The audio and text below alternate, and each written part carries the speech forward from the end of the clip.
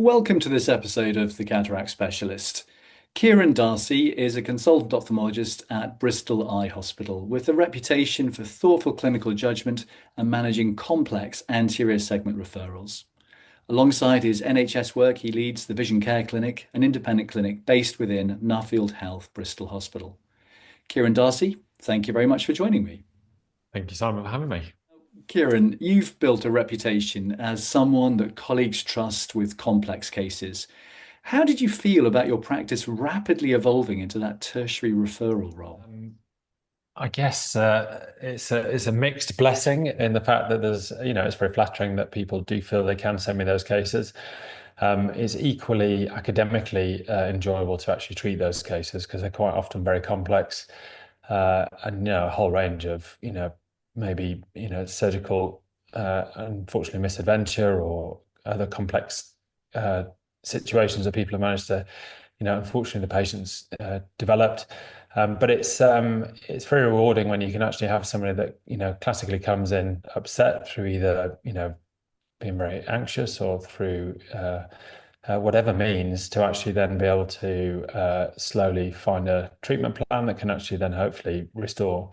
And pleasingly, with the technology that we've got available to us today, most situations are, if not fully restorable, are certainly improvable. And you can certainly, particularly on the refractive surgery side, um, uh, restore a lot of vision for a lot of people. So, when you become the person that everyone sends the difficult cases to, you're inevitably going to get not just complex pathology, but sometimes complex personalities. How do you handle that? Um, well, I think there's two elements there to that. The first one is the complex personalities you've said, and actually just ensuring always, particularly in refractive surgery, where we're dealing with healthy eyes, when people that actually come in seeing very well, and just making sure you have the uh, treating people with the correct treatment, but also making sure you're meeting their expectations. I think expectation management and analyzing, working out people's actual expectations, understanding the personality types beforehand, and just spending time to get to know that patient, either through questionnaires or through whatever means. But just talking to the patient to really get a clear understanding beforehand is actually, saves a lot of these problems further down the line. Um, and then I guess the second side of that is that, the only surgeon that doesn't have complications is the one that's stopped operating. That's the reality of our job. And so our jobs are all about managing risk, assessing risk and best managing. But we all have complications, and, everyone will continue to have complications. I suspect even in the advent of Elon Musk robots, they'll still have complications when they've replaced us. And so, dealing with those, managing those, and then being able to, be quite upfront and talk to patients in a very clear but honest way, with realistic expectations of their current situation and how they'll move forward beyond there, is vitally important to just getting the patient emotionally as well as actually visually through that, whatever is going on. Absolutely right. Is there a point when you feel it's reasonable, even necessary, to say no to treatments? And where do such patients then go from you if you've said no? Yeah, I think actually saying no is not a bad thing at all for any surgeon. And I think that comes down to understanding your own personal abilities, the equipment that you have, your ability to be able to deliver whatever it is you're actually wanting to be able to deliver to the patient, and understanding those risks and having strategies for risk management and for complication management. If hopefully that doesn't happen, but if and when it does happen, then being able to manage that. But I think looking at patients and assessing, as we said before, people with unrealistic visual expectations, making sure actually if they are unrealistic, then you either highlight how they're unrealistic or just be honest and say, look, I can't meet your desires. I can't give you what you're actually wanting to have. And that then will minimize litigation. But also, there are a group of patients who come through the door who've been unhappy with a number of different surgeons previously. And that's always a bit of a red flag in my mind when that does happen. When somebody says, I've seen X, Y, and Z, and you're the fifth or sixth person I've come to see. And then, they've been unhappy with each of the surgeons before. That's another, sort of major issue. And then just making sure that actually, people with their realistic with their, what they want from their visual symptoms. So people come in, say, with a particular type of halos and glare, or they've got some sort of visual system issue, and it's not something that's readily correctable. Making sure you choose the right technology to make sure you don't make that worse. And if that doesn't exist, then just actually having a very frank conversation. And in the ones that you think, by doing something you're going to make them worse, then just say no. Very sage advice. I couldn't endorse it more myself. Turning to business, you're medical director, I think, of the Vision Care Clinic, which operates within the Nuffield Hospital environment, as far as I understand it. How did that Yep. arrangement come about?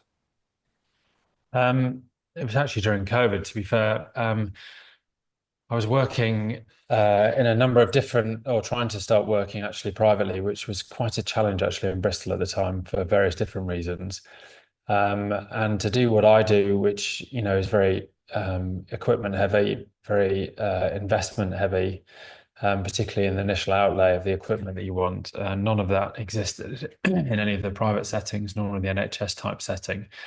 And having spoken to a number of the different hospital managers, etc., to try and see if there was a way to gain investment and to do a joint type venture, I very quickly realised that wasn't there. And actually, it was during COVID, during the pause in COVID, actually just sat down and thought, actually, where do I want my career to go over the next sort of 20, 30 years? And what do I actually want to be able to do for myself? And then just worked out and realized very quickly, actually, the only way to actually be able to do what I wanted to do is to put my money where my mouth was and just to set something up myself. So then, we just struck a deal, and currently the business is in the Nuffield, and that relationship works very well, actually. It's really quite a good relationship that we have between the two of us. So we have our own equipment in there, and we just rent out space effectively, but use their theatres. What are the advantages, in your minds, of building a clinic within an established hospital infrastructure rather than creating it independently yourself? And of course, I'm speaking as someone who got kicked out of the Nuffield and Hereford for setting up my own clinic. Well, I think I think it depends on where you are and what stage I think and of experience you've got at that time, particularly from a clinical but also a business setting, and the funds available to be able to set something up. Look, to set anything up, and particularly if you're putting a refractive platform in, which you really need to be able to do what I do, then that is a significant amount of seven-figure investment with the ongoing cost of that, and you need to have numbers through the door. To add into that, then the additional business risk of actually setting up your own clinic, as you've amazingly done, and to be able to kit out a full clinic in that way, alongside all at the start, then gaining CQC registration and all of the complexities involved with that and compliance, etc., etc. Is an awful lot unless you've got the backing of a group of people who understand parts of those, because you physically don't have enough time to be able to do it all. And so I just realized these are the bits that I've got expertise in now. These are the bits that actually, by developing this relationship with enough people, we can actually harmonize together, and we can utilize a lot of, the pre-existing governance structures, etc. they've already got built into their system.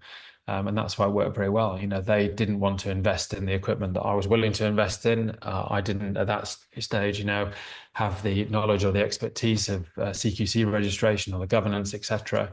And that just came with time. And then, as we gained that knowledge, we then did get CQC registration, so we can work an independent clinic within still the Nuffield.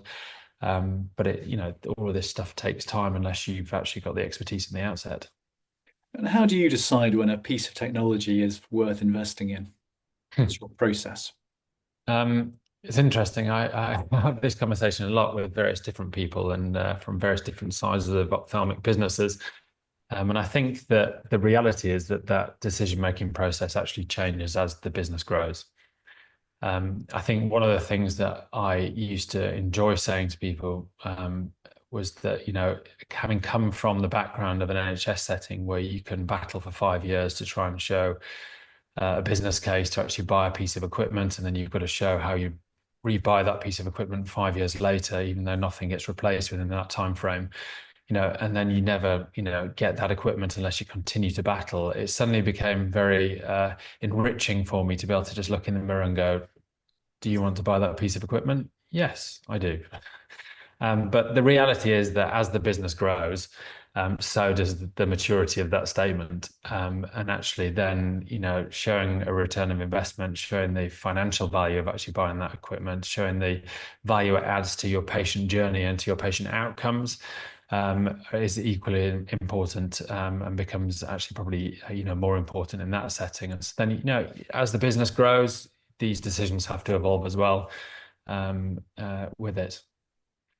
And there must have been some moments when you thought the model might be easier if you owned the whole ecosystem yourself. Yeah, of course. But I mean, for all the reasons that we've spoken about before, I, as a single person, didn't have the knowledge or the expertise to be able to do that, at the start. And it took us a while to be able to get CQC registration and to get and I've now got an amazing team. We now employ 17 people. And so we're now, I'm now very lucky to work with an absolutely amazing group of people who now individually have those, pieces of knowledge and can bring that in. And so just, I remember Richard Branson always saying, you surround yourself by brilliance and by people that are far better than you. And so, thankfully, that's what I've been able to do. Speaking of which, you must send my very best regards to Linda Lewis, I think is with you. I will. She's about to fly to Australia, so Oh no, quickly, yeah, never get someone else to keep an eye on you. yeah. Now, Kieren, turning to cataracts, if you had a cataract yourself tomorrow, which I hope is not the case, and you need a cataract surgery tomorrow, which intraocular lens would you choose to have implanted in your dear self, and why? I think this, it's a very common question actually for patients. Luckily I'm emetropic. I'm a very early presbyope. And so, I'm okay until about, it gets about 10, 15 centimeters, and then it suddenly starts to become blurred, but I'm It'll noticing that increasing. it'll get Um, worse. and it's going to get worse. I'm now in my late 40s, and so it will very rapidly progress. I'm very conscious of that. And so, but, patients will often ask, have you had your eyes done? And if you were, what lens would you have in your eye? And I think it's a very fair question, but in some respects also an unfair question because of the job that we do. And so I think the key with our job is actually just having the absolute, it's a different level of quality of vision that we require, similar to other occupations and other hobbies and things that other patients will have. But we really need to have very discerning, high quality of vision. That said, there are lots of ophthalmologists now that have had lens surgery and lots of different technology, whether that be diffractive trifocals, whether that be extended range of focus lenses. But to not skirt your question at the moment, in my current setting, I've already got my laser planned for a presbyopic correction in my left eye, my non-dominant eye, which I anticipate will probably happen probably in the next 2 years. Very good too. Sounds very exciting. So you haven't skirted the question, but we're going to slightly change tack. Fantasy IOL time. Okay, there are Yep. lots of bits of kit out there, some square edges on some lenses, some wonderful injectors, some great optics. If you could put them all together, which bits of which lens would you put together to make the best Darcy lens on the market? I think if I knew the answer to that, I'd probably design it and actually start selling it and have an easier life. But I think that the reality is that, look, the one thing that we've got to realize is that there is no such thing as a free lunch in optics. What none of us can do and what none of the manufacturers can do is defy the laws of physics nor defy the laws of optics. So the more you try and gain out of a lens, the more you've got to give in the way of cost in some way or another. Now, technology and certainly the advent of AI into the design of lenses seems to be making a stepwise change in this. And certainly we're getting less light loss, we're getting better dysphotopsia rates in some of the more modern technology than we've had previously. But I think that, I suspect that this is going to accelerate quite rapidly over the coming years because of AI. And I think that lens technology will continue to evolve and to develop. Now, again, I'm conscious that I'm skirting your question, but I think that we've got lots of great technology available now, and we're very lucky to live in the era that we do live in, and be able to work in the era we do in because we've got a range of technology that can get people very, very happy. And the one thing you want to do doing the job that we do is people to leave happy. That's the number one thing that you want with people with a very good quality of vision that meets exactly their lifestyle and life requirements. And we have got that now. Now, is there one technology that does that in everybody? No. This is not a one size fits all space. And one of the benefits that we've got as ophthalmologists in the sector we are now is that each of these companies is competing, and they all have competing patents, and those patents are brilliant, because what it does is it means that actually what we have, if as long as we understand the technology we're using, that we have a range of different technologies available to us, and then we can start to tailor that. And so if you actually start to then looking and analyzing, and spherical aberration is a great example of this. If you're looking at spherical aberration, and if you actually measure somebody's corneal spherical aberration beforehand, then actually you can much better then match the type of lens and the technology that you're going to use in that person by the various different patents that are around. And examples of that are Rayner have a patent for positive spherical aberration, and so no other lens manufacturer can add positive spherical aberration. The other lens manufacturers historically have used obviously negative for that reason, but varying degrees of negative. And then now with our spherical aberrating range of extended range of focus lenses, they all have different values. They've all got different spherical aberrating nipple sizes on them. And so then that can be then matched to pupillometry and to people's photopic and scotopic pupils, as well as their corneal wavefronts. So that actually you can then really get a much better idea of matching, as we said, that to that person's individual needs, requirements, but also the optics of their eye, more importantly, or equally as important. I'm glad you brought up companies competing, and that's got to be a good thing. Do you think that lens companies should disclose their intraocular power tolerances or should stamp the lenses with the exact lens power? Because a lot of people aren't aware that if you put a 30 diopter lens in there, it could actually be anything from 29.01 to 30.99 in power, according to the international standards. Yeah, I think there's a whole range of this, and that's why we've all got normal distributions with our outcomes. I think that would be one method. Certainly, if they measured them post-manufacture and then stamped that on the actual box, and that would be helpful.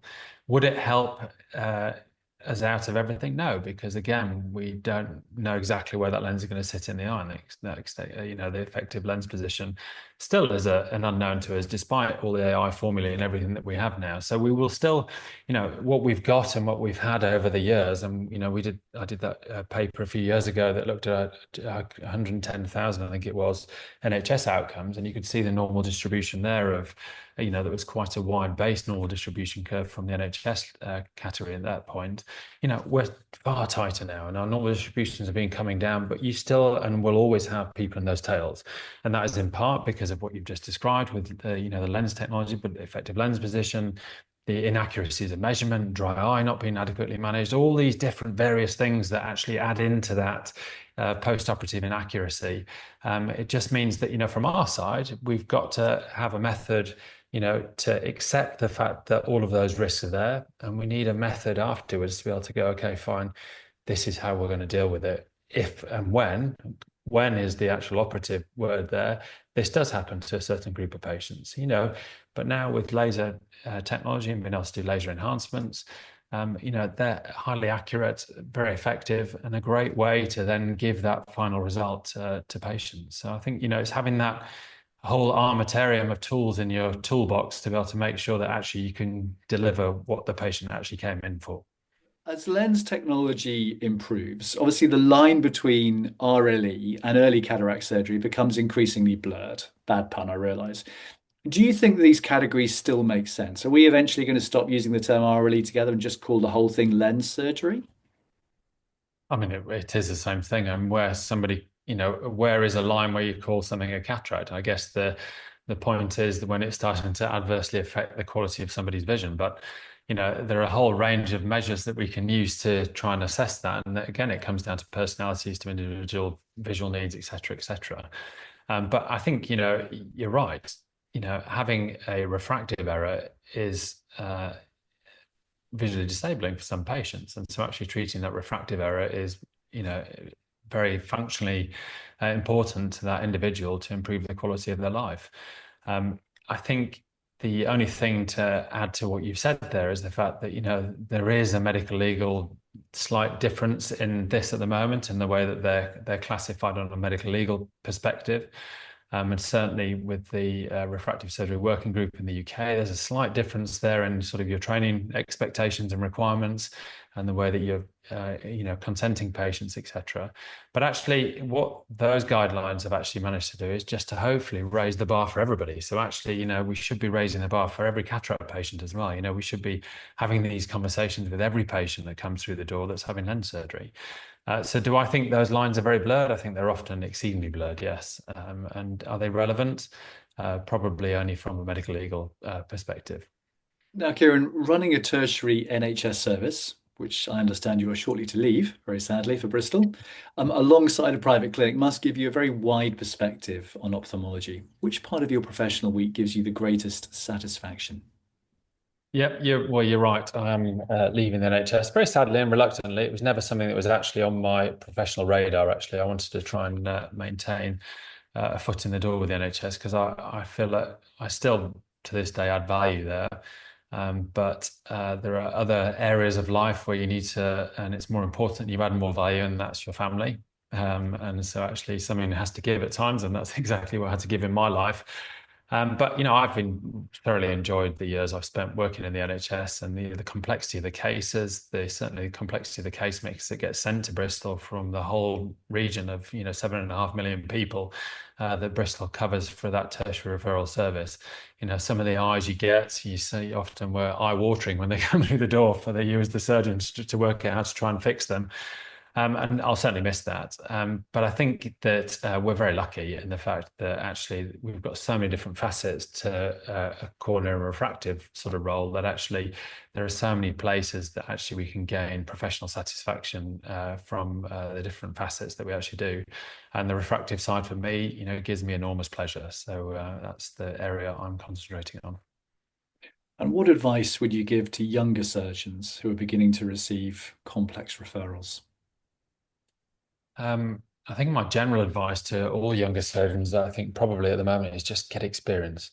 The one thing you never ever want to do is to finish your training undercooked, because what that does is it gives you a lifetime of stress and anxiety. And I think that that's not good for the individual, it's not good for their patients, and it's not good for the wider sphere of their family around them and everybody else that's around them. Sadly, we see that occasionally, and it really is a very harrowing thing to watch, and something that you just need to make sure that when you're doing the training, you've got an amazing opportunity at that point in your career to be able to really just talk to people and get advice from people and watch different surgeons and watch different techniques and be able to glean as much, but also importantly, have people watch you and critique you and not to try and shy away from that and to hide away from it, and have people be very frank and upfront with you and say, oh, I'd do this differently, I'd do that differently. Because what you actually do is you pull different bits from each of the surgeons that you actually meet over the years, and then you piece it together in a recipe that works for you in your career and the way it works for you. So I think just making sure you gain all that. As far as the complex cases, then just take those on if and when you feel able to do so, and don't feel obliged to take those on straight off the bat. You've always, even when you get to our stage in our careers, there are always people you can pick up the phone and go, help, not entirely sure what to do with this, and then you get a second, a third, a fourth opinion over a telephone by sending pictures, and actually that's really important, and patients love it. I still do that now, a lot. You get somebody with a highly complex eye through the door, or with a complex refractive complication, etc. And actually, the fact that you've actually spoken to a number of different colleagues around and asked their opinion, the patients love, because it shows that you care, and it shows that actually you're trying to work out the best way forward to be able to help that person. So I think, having that network and never being afraid to pick up that telephone is vitally important as well. We're not alone. We're Thank you, not. Kieren. Fantastic advice. I hope you've enjoyed yourself. Thank you for Wow. Thank you very taking the much. time. Thanks, Simon. Bye Take bye. care.